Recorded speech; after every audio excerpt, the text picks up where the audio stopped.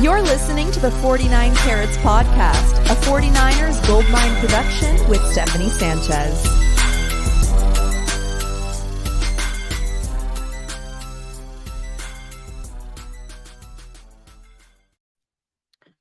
What's going on, everyone? Welcome to another edition of the 49 Carats Podcast. I'm your host, Steph. It is Monday, December 4th, Victory Monday, and maybe no greater Victory Monday than this one for maybe a while, right? Like Weston, this one feels exceptionally well over some of the rest because of who the 49ers victoried on Sunday, right? Yeah.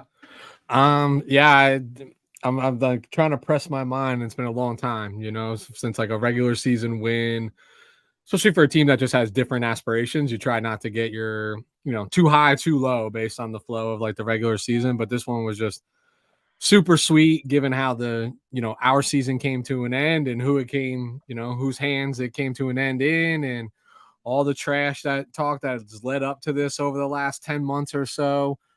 And to whoop them, Steph, like that. Yeah. Wow.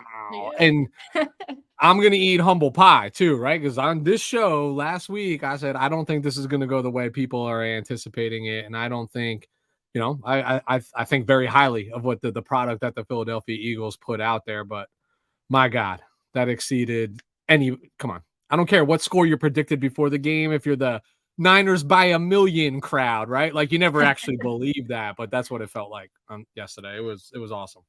Oh yeah, that's definitely what it felt like. And I know a lot of Eagles fans after the fact coping, with the loss of this great of their team. A lot of them are like, the 49ers are treating this like it was their Super Bowl. I mean, I don't think they understand how much pain like that NFC Championship game was for us fans, because we will never know how that ended, and the way that this game played out, like it had us feeling kind of vindicated, right? Like we knew all along what would have happened in a way. And I know it won't change the outcome of the NFC Championship game, but damn, does it feel good on December 3rd to get that win. Yeah, I know it's week 13. I know it's very likely these two teams meet again in heightened circumstances in the playoffs, but I'm enjoying this, and I'm not going to let anyone else not let me enjoy this, Listen, there's enough chaos that goes on in this world. If I can take the next week and just smile a little bit wider until the next game, damn right, I'm going to do it. And what's so crazy about this to me, Steph, is like, this was the game that was circled on the calendar at the start, right? Like as soon as you saw the schedule release, you circled that, and you were probably all of us thinking like, God, I just hope we're healthy enough when we get to that game and let's see it play even. The other thing for me, though, that's so crazy, like listen, we all do this as fans. We all cope with a loss. You try to find we do it on this show to find a little bit of a silver lining in defeat, if you will. But what's crazy is I'm sure most 49er fans are probably celebrating like we won the Super Bowl. But you know what? None of that matters. I don't think for the team, it just looked like business as usual, right? And that's what matters the most. Steph, if you walked into my house at kickoff of 1 p.m. games through the rest of the day on any random Sunday, you would think it was the freaking Super Bowl going on at my home, because that's how we watch and enjoy football. And that's the beauty about being a fan. I could celebrate this however I want, whenever I want, and nobody can tell us otherwise. Yeah, exactly. And if you think this had any semblance of what the 49ers winning the Super Bowl would look like, you would be sadly mistaken. Yeah. We're taking so many victory laps, it's not even funny. So no, this is just the tip of the iceberg. If the 49ers were able to actually play the Philadelphia Eagles in the Super Bowl, right? I know it obviously can't happen, and we won that game, we would literally, as fans, remove the Rocky statue and fly it back to 49 Centennial Boulevard, right? Like that's how crazy we're going to go when that actually happens, Yeah, but I mean, all in good fun, talking about how happy we are today on this Victory Monday. But let's go through the game, right? Like how the game transpired, and it was a hell of a game. I know the final score, doesn't exactly well, it does tell you exactly what happened, but I think there were moments in this game where you got the sense that, oh, like this is serious. Like this feels like a playoff game. Early in that first quarter, I felt like Philadelphia, at least on defense, had a lot of that momentum going for them. The crowd in Philadelphia was hyped. They had reason to be. The 49ers weren't moving the football. They were going backwards in one of those drives. And so from that point, like I was getting a little stressed. So I was getting a little stressed. And what I think I saw at that moment, I was like, man, like this is my greatest fear. Like the offensive line not being able to hold their end of the bargain against much better opponents. And that's how I felt about the Eagles defensive line. But, it was a completely different game after the first quarter because it just looked like Kyle Shanahan ripped up the first 25 plays he had scripted, because, whatever plays he had in those first two drives didn't really get much going. And the adjustments were really good from Kyle Shanahan just right out the gate to get, Brock Purdy and the offense back on track. What did you think about, I guess, like the up and down? Well, it was really just one up, or sorry, one down and one really big up for the offense from there. So how did you feel about the offensive performance in this game? Yeah, in my line of work, we call that a hockey stick, right? Up and to the right. That's what it looked like after the first quarter. But the first quarter was shaky ground. Like, let's just put it this way. If you didn't have the luxury of being able to sit in front of your TV and watch this game, whatever it might be, and you were stat checking, like at work or with family or whatever you were doing, and you looked at it at the end of the first quarter, you were like, my God, they're probably down 28-0 right now, based on time of possession, negative 6 yards through an entire quarter. And my biggest fear was coming true. Like, again, on your show last week, I said, like, I fear this team because of this. I think their defensive line is far superior to our offensive line.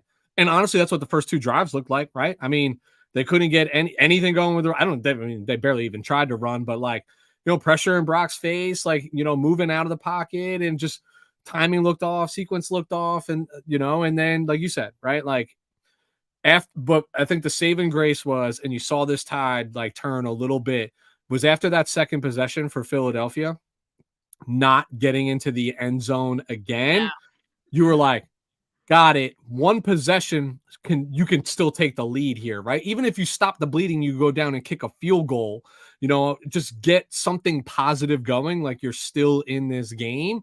And that kind of slowed the breathing a little bit, because I think I was like hyperventilating through the first quarter. And then you just saw like wizardry. I don't even know what the right word is here. Like, from the master, the puppet master himself, like Kyle Shanahan, like this game just so quickly flipped on a script. And I agree with you. And I don't think I've ever seen this in Kyle's tenure, just scrapping the first 25. Like that's what he's known for, right? That's how he gets out to leads. Like that's the stuff that's in the lab all week, is that first script, your scripted plays. To ask that man that carries himself as arrogantly as he does to toss that out the window and say it's not working, like that doesn't often happen. And he did. I firmly believe he was just like, I got it. I see what they're trying to do to us now. How do I exploit this on the fly? And it was insane to watch thereafter. Yeah, that was probably the quickest adjustment I've seen from Kyle Shanahan in a game ever. Yes. And I wonder if part of that was like, I don't know, maybe the extra time to prepare for the game. He had like a plan B ready to go just in case. Because sometimes when you game plan, you kind of try to suss out what the opponent is going to do, and how they're going to try to stop you. And it just seemed like he already had, the adjustment in his bag, in his back pocket, in case he needed to bring it out. And he needed to bring it out, and they never looked back from that point on. The Eagles had no answer from that point on. And I mean, the rest is history. But Weston, like you mentioned the fact that, the 49ers defense was able to hold the Eagles offense to just 6 points on what felt like 2 successful drives for them, right? Like they were moving the football. They were getting AJ Brown the ball. They looked like themselves in those first 2 drives. But I think what we've seen from this defense over and over again, even when they get into those situations, they bend, don't break, right? And those 2 drives for the defense were huge because it really just made the Eagles going up by 6 points surmountable. Like 100%. that's nothing. Okay, you gave Kyle Shanahan that time to make that adjustment and not feel like the game has gotten out of control or anything like that. So then it was just a matter of settling in. And that's exactly what the 49ers did. And I would even say the defense settled in even further, right? And I think it all started with stopping the Eagles' run game. I was very impressed with it. It seemed like that was kind of Steve Wilkes' focus out of the gate, limiting the run game. And rather quickly, they turned the Eagles' offense one-dimensional, which is crazy because you don't think about the Eagles offense in that way. They're always balanced, DeAndre Swift with their offensive line, the blocking, they're always getting, 3+ yards a carry. And the 49ers defense limited them to 2.6 yards per carry on the day. That is huge, right? And that's why at the end of it, they were able to just play the coverage game. And, Jalen Hurts wasn't even able to find guys open because the secondary have how they've been playing lately. They just been on a tear, right? So everything worked from there. And we know the offense, on the other hand, went and scored 6 touchdowns in a row. At one point, it was 21 unanswered points. I mean, just an avalanche of scoring. And that was the name of the game. So funny. I say this all the time. So first a comment. I said somebody tell me that they swear that Kyle Shanahan did that on purpose over the first 2 series. And I love this somebody, but I can't subscribe to that. As arrogant as I know Kyle Shanahan to be, I think that is like flirting with death. Because what if they went up 14-0 and your plan absolutely backfires, right? So I know that's half in jest, etc. And this person knows a ton about football, and we were having a great laugh about it. But that being said, like, to me, the only professional sport where coaching matters is the NFL. And I think yesterday you saw exactly why, right? Like, and they both came down to adjustments. They were gashing us those first 2 drives, not in the run game. The running game was being stopped even on those drives. It was in the air. But I think Wilkes trusted like his game plan, trusted that he would adjust and trusted the assignments he provided that defensive line. And it stymied the biggest component of their running game, which is, we all want to say DeAndre Swift, but the catalyst of it is the mobile quarterback and Jalen Hurts. And that's why he can hold that ball for so long back there. And then it became like, all right, got that. Those lanes are gone. We're stuffing the run. Got to a point in the game where it's like, why would you even bother to run? You have to abandon it. And then I don't want to say it was never in this game ears back, right? Like it was like rush the spots, hold the spots, and we're just going to cover you. And Wilkes just has a lot of faith in this defensive backfield, a lot of trust. A lot of man in this game. Jesus, like a couple times you had Jair Brown match up one-on-one on Devonta Smith, and I'm like, what are we doing here? You know what I mean? That's that's a Heisman Trophy winner with like a dude who's played, less than 12 quarters of professional football. Like, but they didn't bat an eye doing it, and they looked pretty in sync doing it. It was wild. I'm still. Now I sound like I'm celebrating as the Super Bowl. It was just a really, really fun game to watch where things didn't start well, clicked real well. And oh, by the way, I happen to split the difference between New York City and Philadelphia where I live. And I got a family full of Philadelphia Eagles fans and to know a ton of Philadelphia Eagle fans. And I could finally just, Steph, I had to be the class act, right? They were all talking junk before the game. As they do. Of course. Yeah. and which is part of the game. But after the game, right, they respond like, "Good game." I'm like, "Bro, I'm not even going to talk trash. We'll see you again. This isn't even the one that I wanted to win. We'll see you again in the playoffs. That's the one that I want to win." There we go. Yeah, but going back to the defense, I kind of feel like these guys on defense kind of like relish the opportunity to be trusted, right? For sure. Like Wilkes having that trust in those guys, I think elevates their play even more because it's all on them. And Mooney Ward these past 2 weeks, we'll talk more about him in a bit, but like he's just been awesome against these like all pro wide receivers. Like, what business does Mooney Ward have covering, like, following DK Metcalf around and then the following week doing the same with A.J. Brown, who A.J. Brown's a much better receiver than DK Metcalf. No shade of Metcalf at all, but A.J. Brown's like a top 5 receiver in the league. And strapping him up. I mean, A.J. Brown got his in the first 2, he got his. But from there, those guys kind of just disappeared. I mean, I think from that point, it was really just Devontae Smith who was getting, more targets and catches, but that's all Mooney Ward for you.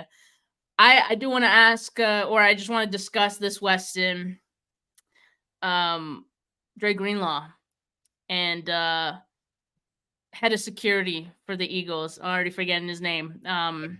His name's only been plastered on like Twitter. Dom. I remember Big Dom. That's what I remember. They were building statues for him apparently already in Philadelphia.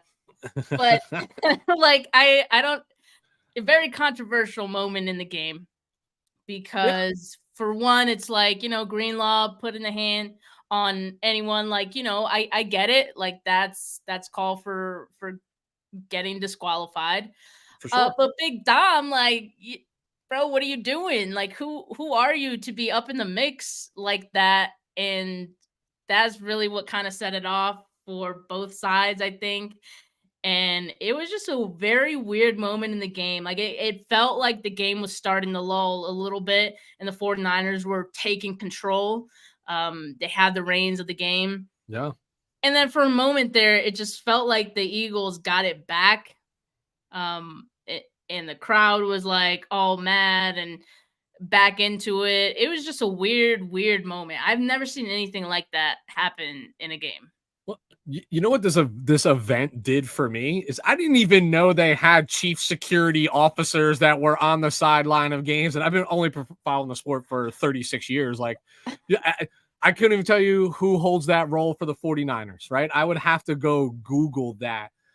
I don't have here's my problem with it all is, all right, like, do I ever need to know the name of the chief security officer of any other team, including mine? Like, no, probably shouldn't have been there. Probably shouldn't be that close to the sideline to begin with. But the bigger problem for me is it's Dre Greenlaw. Like, you know better. Big. You know better. Why do I know you know better? Because this is, Paul Blart Malkov that's on the side over there is like, this ain't like, this happens time and time and time again. Unfortunately, this one didn't cost us. Felt like it was though, right? At that moment of time, the Eagles were asleep at the wheel and you're like, you just went ahead and poked the bear. Why are you poking the bear? And this is my problem with Dre. Like, a dude is a heck of a football player. He's tremendous, but he's a liability. And like that one time, and probably the most significant moment possible, it's going to scream. He's Draymond Green. Like, you need I've seen a lot of people make that comparison. I don't even follow the Golden State. I hate the NBA, but I can tell you, I know who Draymond Green is because I know every football team, every team wants a bully, an enforcer, a guy who's not going to be intimidated, and that's Dre Greenlaw. But Draymond Green was getting lead the league in, what is he, Dennis Rodman, leading the league in technicals, year after year after year after year. And some of it's less costly in the NBA because of what's it, a free throw and one free throw and a possession, right? Like, got 85 possessions that take place. Like in the NFL, 15 yards, automatic first down. When did that happen? Where did that happen? Like, he's a liability. Sorry. As good of as a player as he is, he's a liability. And that's my bigger problem with this issue. Outside of like, why is this Dom guy even 3 feet from the sideline to begin with? Not his job. The timing of it felt not great, because like I said, the 49ers at that point were starting to take control of the game. It just felt like you gave the Eagles unnecessary juice, but at the end of the day, it didn't end up mattering. Yeah, just a No little. Let's problems. just brush it off. Isn't that nice? Isn't that nice when you can have a liability like that, a big play which could potentially be a game swinging event that Yeah. happens and it doesn't even end up mattering. Shout out to Oren Burks, who came in and played well too. So He did. He yeah, he did. did. Shout out him. Yeah, I mean, that's tough to do. Like you're not expecting to play the game, but you're ready for whatever comes up. And yeah, he had a few tackles, few moments in there. So shout out him. But I think with that, let's move on to talking about players who deserve to be nominated here for 49K Player of the Week. Because I mean, a great performance for on both sides of the football. There's a lot of guys to give our flowers to here and put up for the voting. So Weston, why don't you start us off for today? I was afraid you were going to say that. So Afraid, I lost interesting. sleep over this last night. No joke. Because I think I'm about to break the rules. And I know we haven't really set On the rules, but first one, like yeah, okay, yeah, because it means that okay. much to me. So you can kick me out afterwards, but I got to get it out anyway. All right, It's Kyle good. Shanahan. I know it's a 49K Player of the Week, but like it is absolutely positively this game was won from the sideline. I know players have to execute, but you can't watch this game and just tell me that his hand was not all over the outcome of this game, from scrapping the first, his first 24 like we talked about, to I mean you had their edge rushers chasing their tails all over the field. They had no idea which direction this ball was moving. He's been our head coach since 2017. This was his best coaching moment with the San Francisco 49ers. It was a masterpiece. Like, it was unbelievable. And I know we're going to talk about these players, and a lot of these players had great individual games and great stats, but I felt like it was made easy for all of them. This was all scheme in his bag throughout the game. Like, I mean, you couldn't watch TV or watch anything 49er related without them just showing, like, every single person talk about, like, look what they did on this play with this motion and this trickery and how that messes up what the linebackers think. It was everywhere. And you're like, my goodness. And not only that, here's what really sold, like, again, I know I'm breaking the rules here, but like this was unbelievable job. Steph, you mentioned 21 answer points. Great. But you know what the 49ers normally do when they do that is then they spend the rest of the game trying to not lose the football game, right? Mm-hmm. And then you saw Eagles take back a little bit more momentum, right? Hey, they'd get into the end zone, and it happened more than once. And what the 49ers do, come right down the field and answer their touchdown with our own touchdown. And to me, that's what separates like yesterday's output versus what the body of work of Kyle Shanahan. It just felt different. The confidence he had just walking up and down the sideline, pumping the fist. Like, he was like, today is it. Today is my, you know what I mean? Like, what do they call it? What's my swan song? Like, that was it. Like, I don't know if you're going to get anything better from an individual. So I'm sorry. I know it's not a player, but it was a crazy performance nonetheless. Yeah, I think this game sort of encapsulated, I think that's how you say it, like the growth of Kyle Shanahan. A lot of people lately have been talking about how he's grown as a play caller, as a game manager, and we're seeing it, and a lot of that has to do with Brock Purdy, right? But I think this game, it felt like it was also personal to Kyle Shanahan. He understood the moment. He understood the gravity of this game, and he wanted to go out there and make a statement. Like, I know every coach is going to go out there and give you the coach speak answers, and they're going to be like, no, this game was not any any bigger than any of the other ones. We take this 1 week at a time and all that. And it very well could be 1 week at a time. But even as subconsciously, like, I'm sure these guys, these coaches were circling this game on their calendars, whether they say it, whether they admit it or not.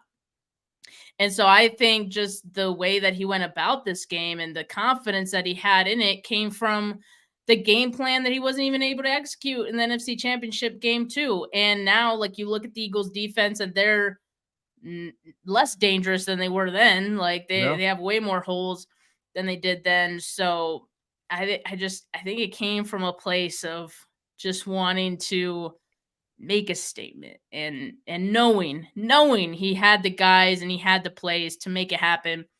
And yeah, it's just like just a really quick example. Like, Rich put out a great thread about just one of the plays that they ran like 3 different times, I believe, and each time something different happened.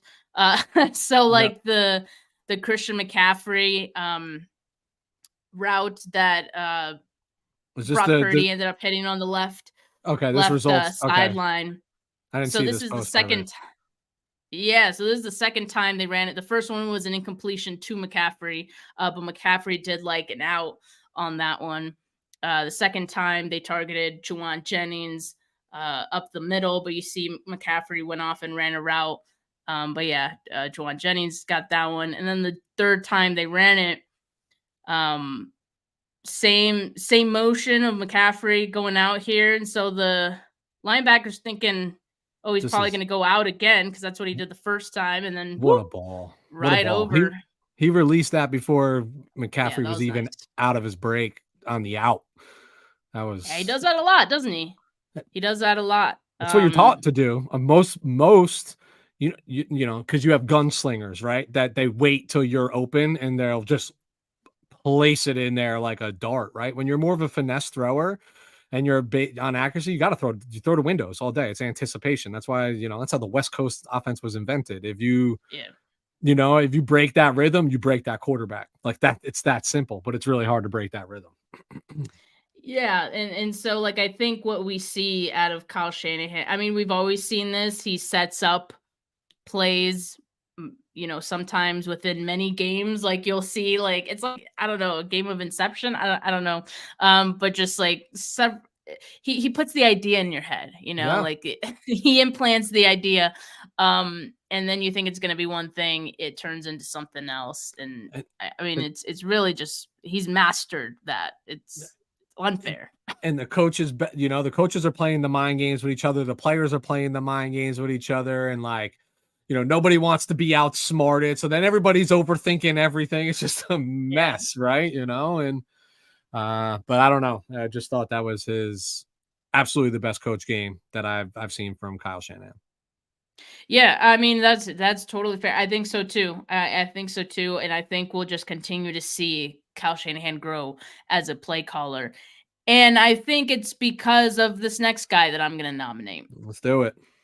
Brock Purdy. I mean, the growth of Brock Purdy and the trust that Kyle Shanahan has in Brock Purdy is what has allowed this offense to evolve and to grow to what it is right now, which is a juggernaut offense putting up like 42 points, and it's against its 2 biggest opponents in the Eagles and the Cowboys. And on any other game, just a measly like 30 plus, right? Yeah. Like on a bad day, you know, maybe scoring 30 plus. So Brock Purdy has a lot to do with that. I mean, I think overcoming that first quarter and that not exactly going to plan. He took 2 early sacks, going to the scene of the crime, you know, your big injury happened. I mean, you know, there's the mental aspect of that, but it doesn't feel like anything phases Brock Purdy. Like there isn't anything getting through that head unless it is the quick processing, unless it's the game plan and executing it to a T. Nothing else. No outside noise is getting through that head, which is great when you play the quarterback position.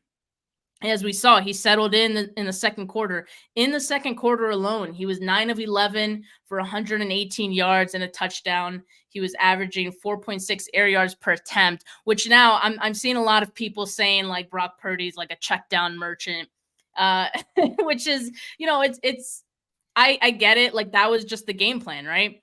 That's and it. and it worked. Game flow. That's all that is. I mean, it worked against the Eagles. He's still averaging 9.6 yards per attempt this season. No one's even close to that, right? So call him what you want, but he executed the game plan to a T. He finished 19 of 27, 314 yards, 4 touchdowns. And I mean, what's going to get lost in all of this, because I know a lot of his playmakers had some really big plays, and we'll talk about that as well. But he was converting some big third downs. He was. Kept the chains moving. Like, I don't think people are going to really pay attention to that, right? Because in the grand scheme of it, like those little things, I think we're already starting to take some of that for granted. I mean, I had KP on the show yesterday to talk about in the post game, and he kind of mentioned like some of what Brock does. We're already starting to take it for granted. I think like just converting those big third downs is one of those things, right? Keeping the chains moving, being reliable in that sense, putting his offense in favorable spots. So I definitely, want to nominate Brock Purdy for his performance. I don't even think it was Brock's best performance, but I can't overlook his contribution to this win. 100. I mean, another one whose hands are all over it. If we were just stat box watching, you'd say this was his best game, right? 4 touchdowns, 314 through the air. Whatever the completion percentage was, I think he was had 8 incompletions, something along those lines. I think what he gets knocked for in this is it didn't have to be flashy from his perspective, meaning, what I mean? Like, didn't have to stretch the field.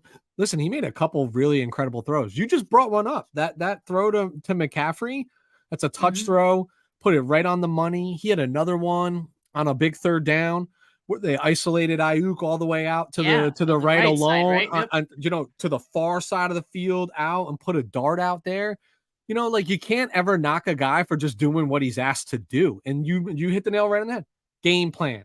This was the game plan, or at least the new game plan after the original game plan might have been scrapped. But that's game flow.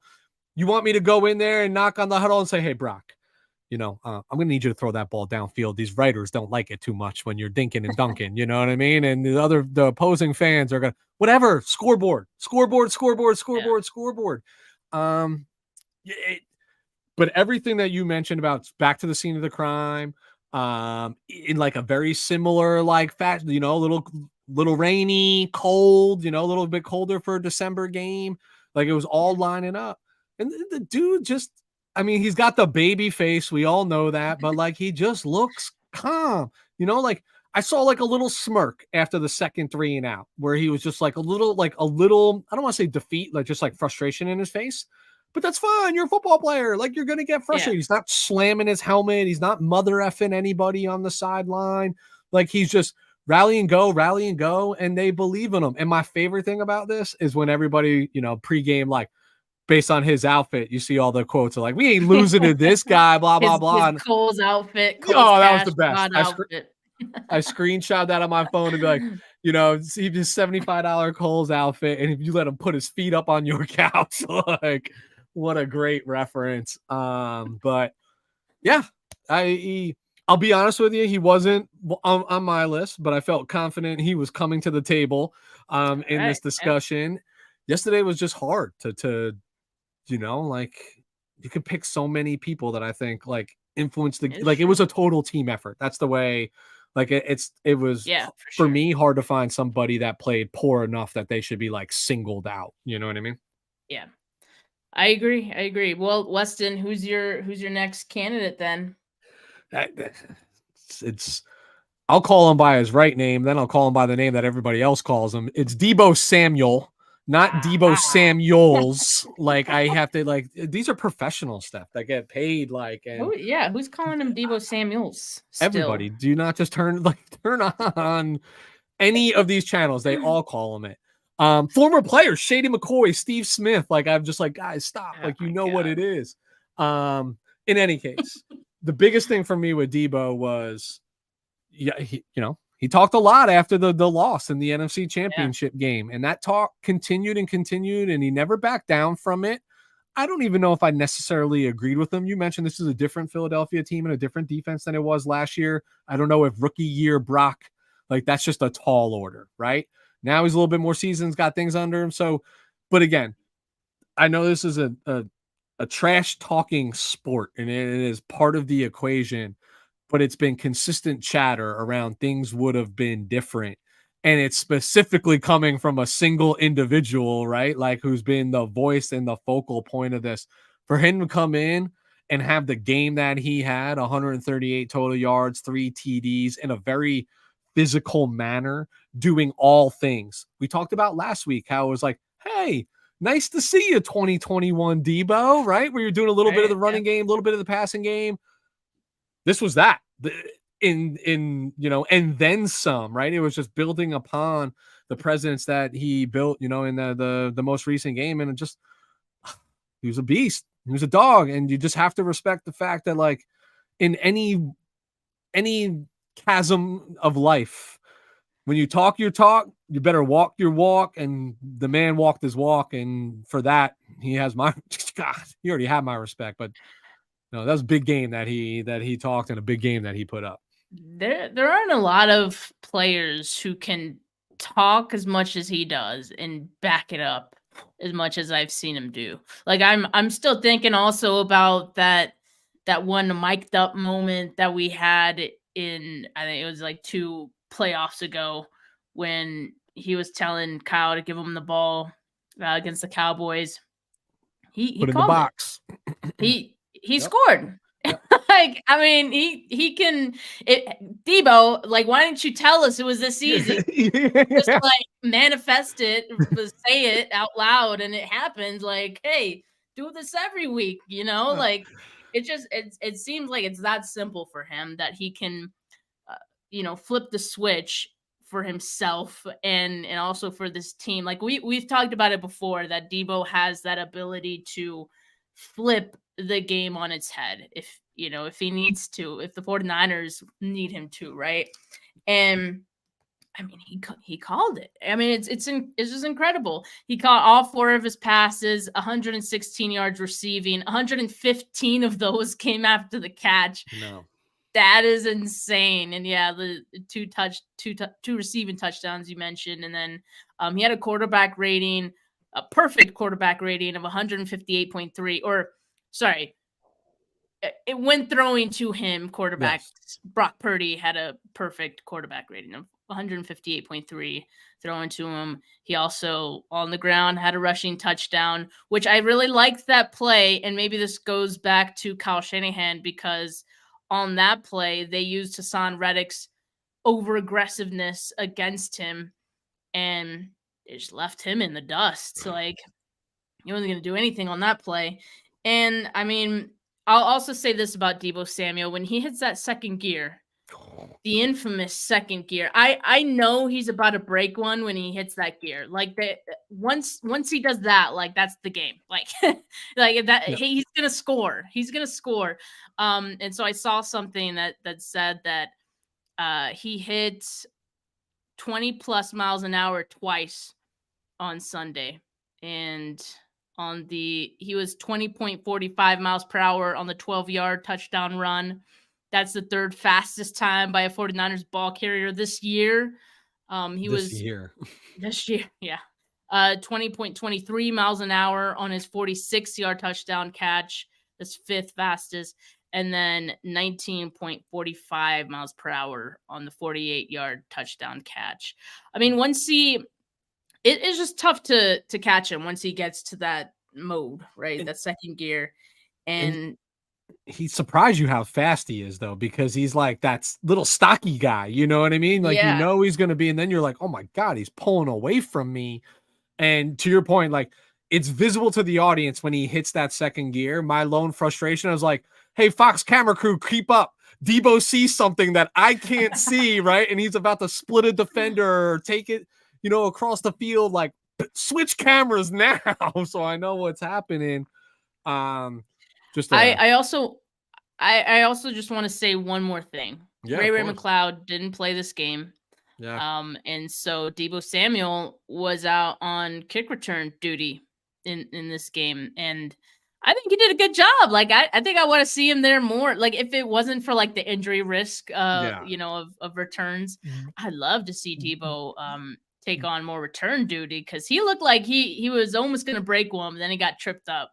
Yeah. The injury risk is one, but it's also like, the self-belief of Deebo Samuel could actually hurt them, where he's like 9 yards deep in the end zone. He's like, I'm going to house this. He just says it out loud. Yeah, exactly. That's all he has to do, apparently. That's all he has to do. Kyle, let me back up. I'll put it in the box. That's what he said. I'll put it in the box. Wow. Yeah, my brother in the comments says Deebo, aka Cheetah. Wow. Okay, I don't know about that, because Tyreek Hill may have something to say, but hey, I mean, Deebo's pretty fast. Again, once he sees like green, he's like, I'm housing this. Yeah, so love it. He can call it. All right, Weston, who's your next nominee here? It's you. I said Deebo. Oh, that's right. Okay. Obviously, he was on your list as well. He was on my list, and that was like my biggest one. So that's why I thought, you know what, I'm gonna stick to the offense on this one, because I sense a theme here, so I'm gonna stick on offense. This one might be not as expected, but I just wanted to give this player his flowers as well in this game.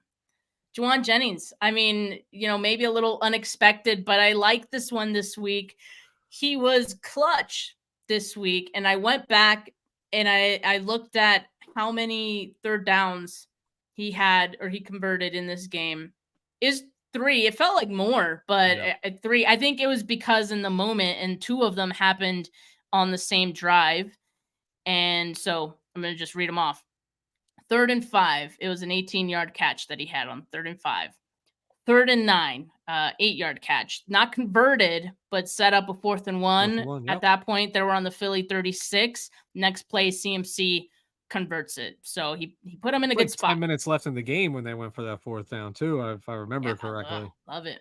And then 3rd and 5, a catch, and Eli Ricks, get the hell off me, an 18-yard touchdown. It seems like he's been doing that lately. Like, he just does this like turn and gets every defender off of him and just keeps going. I like that new wrinkle in Jauan Jennings' game. I mean, he was already 3rd and Jauan, and I think we're also seeing maybe some of Kittle and Deebo is rubbed off on him a bit, because now he's really starting to want to get those extra yards after the catch. Yeah. He's just a really nice luxury as your 3rd wide receiver, right? Yeah. Because you have confidence in him as a wide receiver. Let's not forget this man also caught a Hail Mary to beat Alabama, or was it Alabama or Auburn?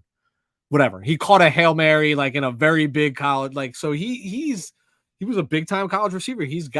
There's trustworthiness about him in the passing game. He is an animal, an instigating animal while he's out there blocking in the run game.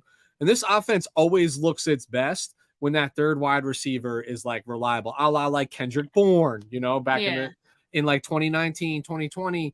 And I love Jauan Jennings. I just, I probably not back next year, but let's enjoy him while we have it. He's playing for. Is he playing for a bag? He's probably playing for a bag. I don't know if he's playing for a bag. I think he's playing for a little I mean, bit I'm more not saying of it's a big bag. I'm just saying, like, he's gonna get a bag. Like, he's gonna get a second contract. He's playing for like a coin purse. You know what I mean? And by NFL standards, but hey, listen. Somebody's gonna pay him. Somebody's gonna pay him more than we're gonna pay him because of what he is in the offense, and somebody's gonna have some belief in him. But he's just a really fun piece. He's a really awesome guy to like root for. And yeah, to your point, like big crucial moments in the game last night, and then he finds himself the end zone. Like what a game for 15. Yeah, I love it. I love it. All right, so for me, those were all the offensive players. Do you have anyone else on offense that you wanted to nominate? I'm not.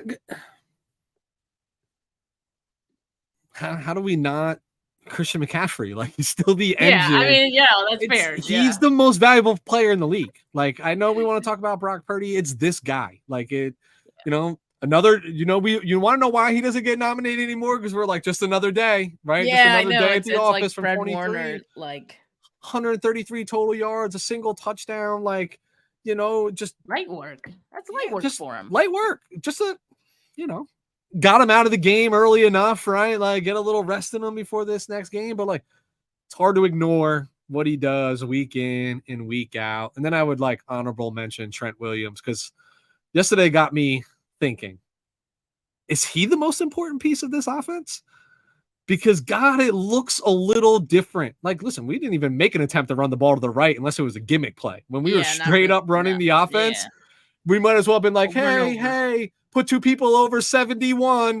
That's where we're going. And it wouldn't have mattered. Still blocking their ass. Yeah, it would not have mattered.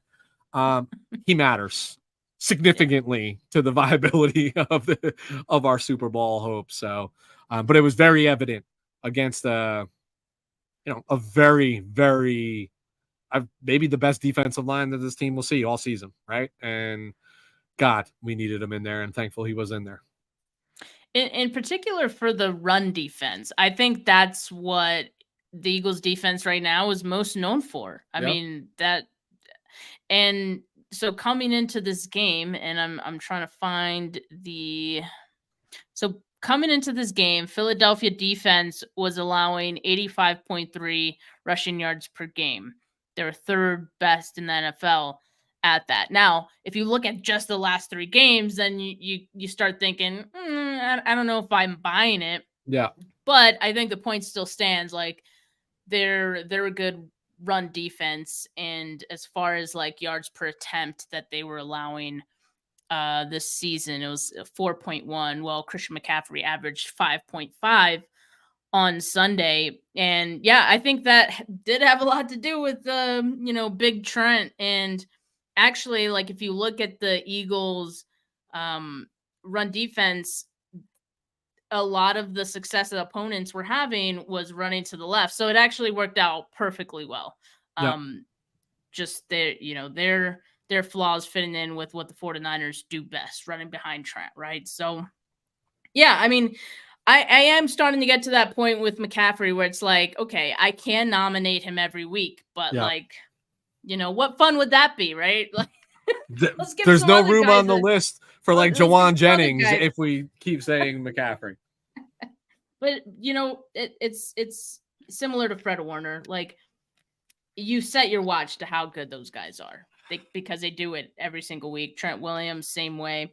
I mean, I don't think we can really stop appreciating how much he does for this team. And I'm with you. I think if you're asking who the MVP is on this team, and if you had to pick between Brock Purdy and Christian McCaffrey, I'm only Christian McCaffrey. And that's no slight to Brock Purdy at all. That's just how good McCaffrey has been. So I respect your selection. But now with that, I'm going to go to the defensive side of the ball. Yeah. And I'm going to say Javon Kinlaw. Because, what was crazy is he played 22 snaps in this game, which is about average for him. For some reason, like, I felt like he played more in this game, but I think it was just the fact that he was making his presence felt a little bit more in this game and in, helping contain Jalen Hurts in the pocket. He had 5 pressures in this game. That was a season high for him. 2 sacks, also a season high. 3 stops, also a season high. He also had 3 hurries. So in very limited snap, like 22 snaps, and you get 5 pressures and 2 sacks. I mean, that's a pretty efficient day for Javon Kinlaw. So I'm happy for him. He's turned it around. You remember the way he looked in the NFC Championship game. He was getting bullied, pushed around out there, and to come back and have a strong showing like he did and help this team in this win, I think was impressive. So shout out Javon Kinlaw. Yeah, in limited duty, he definitely had a noticeable impact. And I think this game was actually the way Steve Wilks coached up and Chris Cassera coached up this defensive line on what their responsibility was. It played to the strengths of the interior defensive line. It was like, don't go chase him. he'll be there for you because we're not going to let him outside, right? And he's going to have to step up. And, that shows a maturation from Javon Kinlaw, right? Of like understanding the assignment, and where I need to be and trusting my coaching and trusting instincts and trusting the skills that you've developed over time. Yeah, great. A big positive for the San Francisco 49ers if 99 can start piecing together some consecutive games that look like this. It certainly takes a lot of the pressure off, Hargrave and Armstead and Kevin Givens, right? Just a nice another piece that because he was all but forgotten coming into this year, right? All but forgotten. He was written off and nobody would have batted an eye if they just outright cut him. You move on, but they didn't. And, that might pay dividends here in the back half of the season, getting into the playoffs. Yeah, I think so too. Yeah, big for him to have a big game here against the Eagles.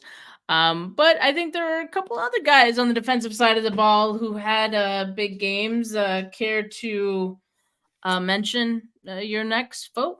I did not allocate a 49K player award to anybody on the defensive side this week. Really? No Couldn't pick a single player. I thought this was the best defensive effort that they all put out. That's fair. And I don't think there was, in my opinion, because this game was void of turnovers, right? So there was nobody who made like the true impact splash play that would put them out there. And I didn't want to be cheap, Steph, and just say, hey, how about the entire defensive line having 46 pressures in a single game? What? 46 pressures in a single game. Do you want to hear them? Chase Young 7, Armstead 6, Bosa 8, Kinlaw 5, Hargrave 4, Farrell 4, Gregory 5. And there's still more that contributed to this. And you might say 46 pressures. How come they only had 3 sacks? By design, right? If they've had that same output against Kirk Cousins, against formerly Matt Ryan, your more stationary quarter, they might have had 35 sacks in the game. They ate that offensive line up. They just didn't push past a certain point. Because you saw early in the game what happens when you did. Randy Gregory broke assignment one time, and there's Hurts outside 9 yards, and he'll do that all day. If the pass game's not there, he'll do that all day. And they took that away. I really mean this when I say this, Steph. I thought this was the most complete defensive performance of all season, given who the opponent was, given what their skill sets were. They adjusted. They shut down the pass game. They obliterated the run game from get-go. It just felt like the most impossible challenge to choose a single defensive player because it was so void of the super sexy, attractive stat lines that might separate something. Nobody had a 40 tackle game. Our leading sacker was Javon Kinlaw, but I could argue there was 8 people around the outside when Jalen Hurts tripped over his own 2 feet. That they all contributed. Everybody mattered in this game. Yeah, no, I'm totally with you. At the same time, and thank you for bringing the 46 pressures tidbit. I didn't even know that. But at the same time, I'm for that performance, that defensive performance, I feel like it'd be wrong to not give someone some praise. So I'm gonna make this a two player one. Mooney you're not Ward. Wrong. You're not wrong by any name that you say. So you're not wrong. Yep. I'm gonna give them their flowers. Mooney Ward and Ambry Thomas. I mean, Mooney Ward, he was targeted 8 times, allowed 4 catches for 75 yards. Looking at that, it seems like a lot, and it's well, why would you say that's a great game? Because he was going up against A.J. Brown, and I already mentioned the fact that A.J. Brown's top 5 receiver in the league. I'm sure there are arguments out there that he's the best receiver in the league. 3 pass breakups as well, and one of those, actually, he kept 2 targeted touchdowns to A.J. Brown from happening. One happened pretty early in the game. First drive. And that's first drive kept the Eagles, or limited the Eagles to just the field goal. But they were trying to get A.J. Brown one-on-one with Mooney Ward. They probably loved that matchup, and they found out pretty quick, hey, he's actually going to contest some of these. So maybe you want to second guess that a little bit. And so he broke that one up outright. And then the one later in the game, like he had his back turned, but it was just really good coverage on AJ Brown, and it, hit the back of his jersey. No flags, no penalties in this game. He's just been playing some good, clean football, some great coverage on receivers who are bigger than him. Like we talked about it last week. Like Metcalf's a hell of a specimen. AJ Brown, I'm sure, has the size advantage on Mooney Ward as well. And you just wouldn't know it because, he continues to limit these big receivers. It just feels like no test is too great for him. No challenge is too big. So yeah, I gotta give Mooney Ward some flowers. And then Ambry Thomas, he was targeted 10 times, which is crazy. He allowed 6 catches for 61 yards, but he also had 3 pass breakups in this game. And Devontae Smith, he had his too. He was targeted quite a bit, especially like in the second half from Jalen Hurts. It seemed like he was like the only guy getting open at one point. And I still got to give some credit to Ambry Thomas because I think that's just part of this game plan of the defense, that they just try to keep everything in front of them. Just don't get beat deep. That's all you got to do. And both of these guys have been doing that to perfection these past few weeks. I've been really impressed by both of them. So it just didn't feel right for me to not include them. And yeah, I guess that wraps up our candidates for this week's Player of the Week. I'm about to put this up on the screen for you guys to start the voting. I want to chime in about Charvarius and Ambry because I agree, and they seemingly are getting better each week. And I know, people who watch the game be like, well, it felt like Charvarius might have been getting torched early, but if you look at the first big play to AJ Brown, and listen, I'm not one. I think they should literally remove pass interference as a penalty to begin with, both offense and defense. Let these guys battle, right? That's the name of the game. But AJ blatantly extends both arms and pushes him off him at the top of his route. And then there's just pure separation in the middle of the field because it's man-to-man coverage at that point, right? And everybody's backs to the quarterback. But again, you mentioned 7 passes broken up between the two of them, and that seems to be just a weekly occurrence. And I agree. I think the mantra of this defense is don't give up the big play. Make them earn it all the way down the field. Because the big play is a cheap 7, right? If we make them earn it, maybe they earn 3. And that's what they feel like they're kind of doing week in, week out. Yeah, for sure. So now up on the screen are our candidates for week 13. That must have been a win with all those names. There's a lot of names up here. So you guys have some work to do, but let us know in the comments who you think should be voted as 49K Player of the Week for Week 13. And in the meantime, me and Weston are going to continue to chop it up here on this Week 13 game. Usually around this time, Weston, at this point, we talk about players we want to put on notice, but I don't know if we have any guys that we need to put on notice. Let me know. Is there anyone you're thinking? I just go back to how we started the show with Dre Greenlaw. It's just, better, man. Better. I don't even have a problem with because I think the penalty was bogus. The 15-yard for the right, got to get the man down. That's borderline, blah, blah, blah. It's the antics after the fact, right? And he does it a lot, even when it doesn't get called. I know he's always punching at the ball, but he's always doing it well after the whistle. It just, don't put yourself and your team in that position, right? Every yard is just so valuable in an NFL game, right? And, we talk about third downs, right? You win games by sustaining drives on third down and getting the other team off the field on third down. Don't be the reason they stay on the field for something that has literally nothing to do with the play itself. Right. It's that. If I had to say anything else, I'd say Ronnie Bell, who I love, please don't be our punt returner. And if you're going to be back there, just run away from the ball because I was not confident with you getting underneath it. But it's more about Dre Greenlaw to me. Yeah. I'm with you. I mean, I definitely think that you got to be smarter, especially in these big games. I mean, every game is big, and every game, like, you can't really be making these mistakes, but especially in games like these, like, your team is going to be in the playoffs here in a few short weeks, right?